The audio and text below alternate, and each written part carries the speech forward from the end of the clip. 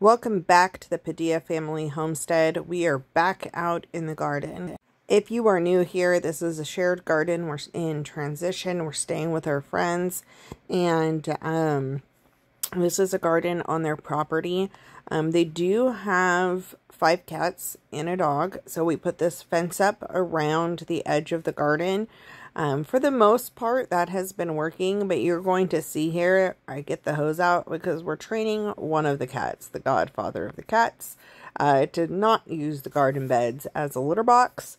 So it's been a learning curve. I am so late getting this garden in.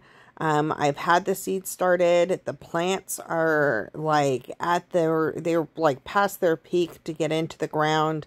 Our average first frost is in like 2 weeks, but we're hoping that we're not going to have the first frost then. I may get nothing out of what I am planting, but I'm still going to plant. Because if I don't plant it, I am for sure to get nothing. Now, the catch-22 here is I am late because of life things. However, we jumped back into the 90s. And so, as I was hardening off, the temperatures were going back up. And so, even some of our broccoli looks a little like it's about to start sprouting, going to seed at a very young, small stage. You can kind of tell when some of the brassicas jump, and there's a lot of space in between each of their leaves instead of just a small amount of space. And so the broccoli's really showing some signs of stress. Some of the other ones were starting to, just from the heat. So if I would have put them out here in the sun, I think that it would not have been good. So my husband helped me put together this bed the other night, and we are planting kale here. I have a scarlet kale, ragged jack kale, blue scotch curled kale, and dino kale.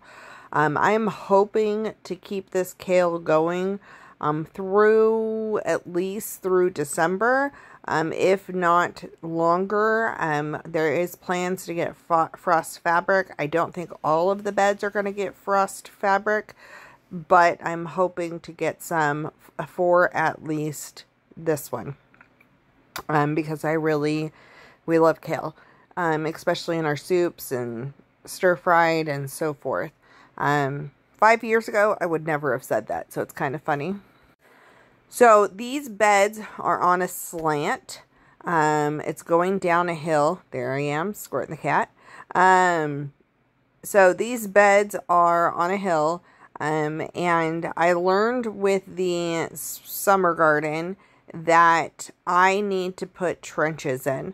And so that's something that you'll have noticed that I put in here, and you're going to see it a little closer.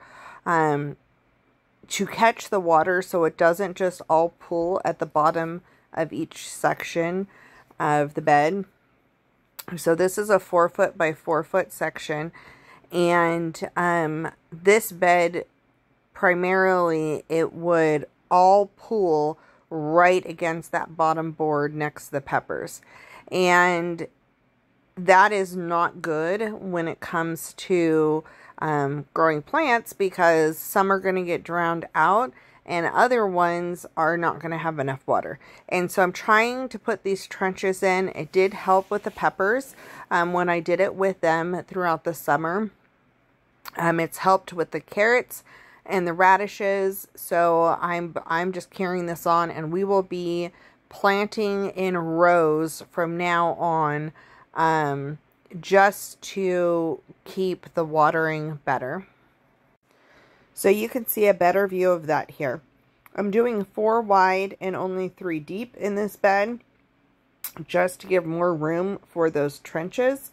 I'm trying to take in account that center post that's helping for support here. I did put the dino kale in the back. The dino kale will get the tallest. I'm a little worried about that in this bed, but we'll see. Nothing may grow. We will find out. So, I'm really looking forward to all these kales. Like, I grew these in California in the GreenStalk, and I really enjoyed them. So I am very much looking forward to eating these. So then the next thing I'm going to do is I'm going to water this, and I'm going to kind of check and see how the pooling happens. So if we get a heavy rain, I know how the water is going to pool up. I will probably have to redo some of these ditches or trenches as the season goes on. I have found that that's needed. I'm trying to do them deeper to help with that. But as I water it, you'll see where things start to pool. And I really want to make sure that water's getting in deep. I want those roots to go down deep, get the nutrients. This is primarily topsoil.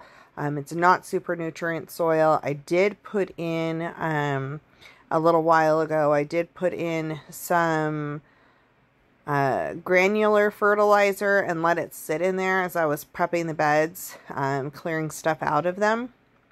And I plan to water with some fish fertilizer here coming up, especially on these new plants. They had been sitting inside for a while, and they need a little loving. So you can see how the trenches are working. I think it's going to work out well. So we're going to go ahead and put the netting over the top. This is just an inexpensive bug netting that I got off of Amazon. I can link that in the description below. I do have an Amazon affiliate account, and so if you purchase through my link, it helps give me a little bit of a perk at no extra cost to you, just for me referring it to you or for you shopping through my link. So that's a great way to help our channel at no extra cost to you. And now the true test comes. I have not built with these on my own. I haven't used the little handsaw. I was very nervous about this. I don't have the same grip and the strength that my husband has. But he is working, and our days off are not lining up well, except for Sundays.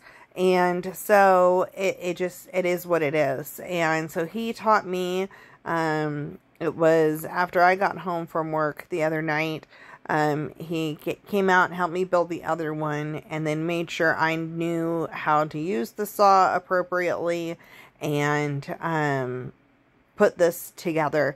It is not the best assembly job, but it's going to work.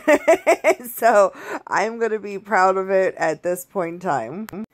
I have a full video talking about how I'm building these, why I'm building them the way I'm building them.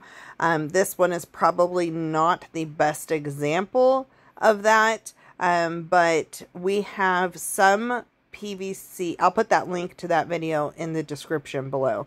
But we have some rebar inside the PVC, and then we have other ones that are just going to be hollow, just helping as a support.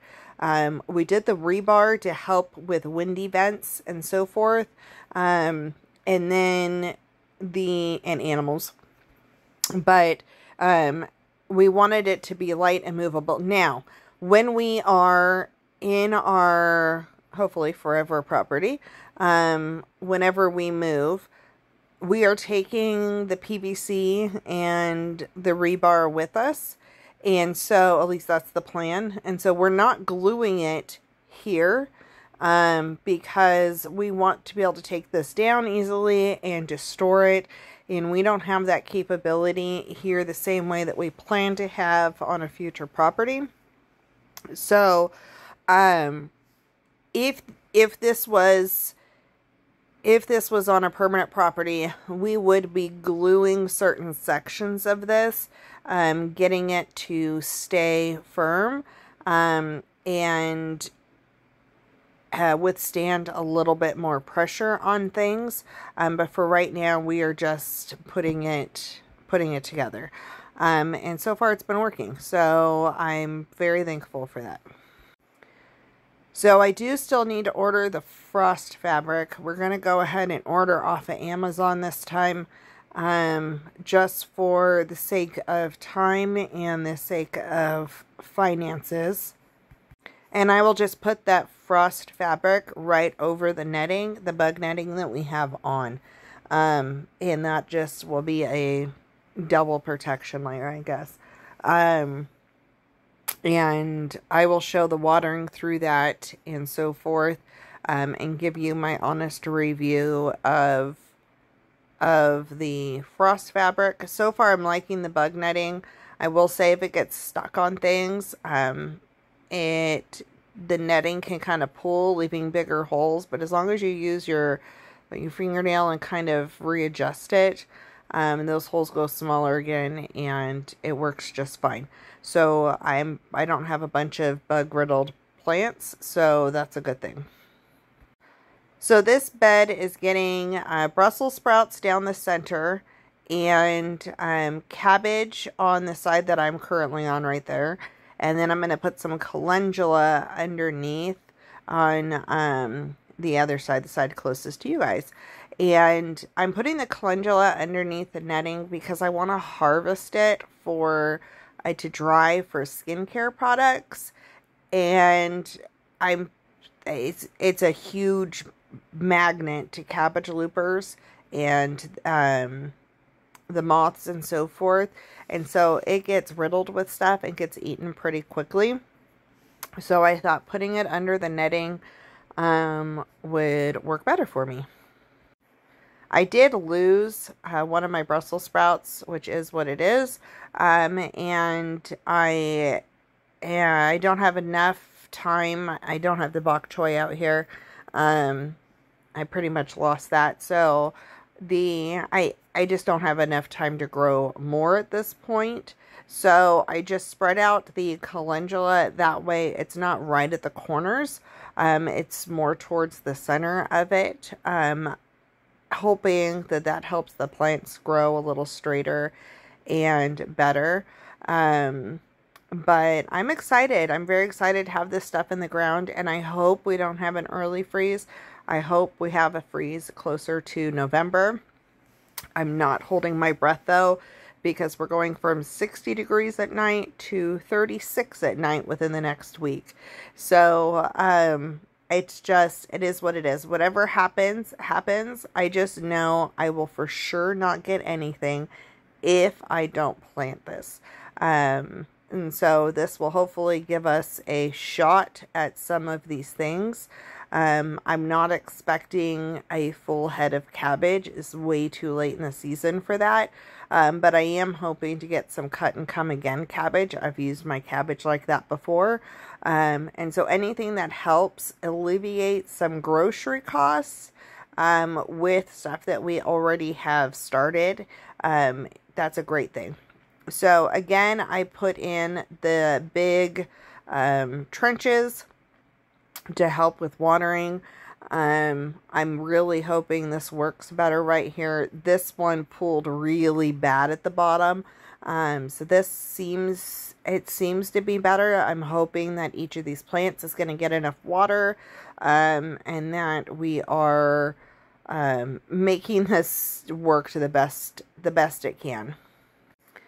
I'm immediately, after I'm done watering, I'm immediately covering it. Now I'm watering before I cover both times on purpose, because there are bugs flying around.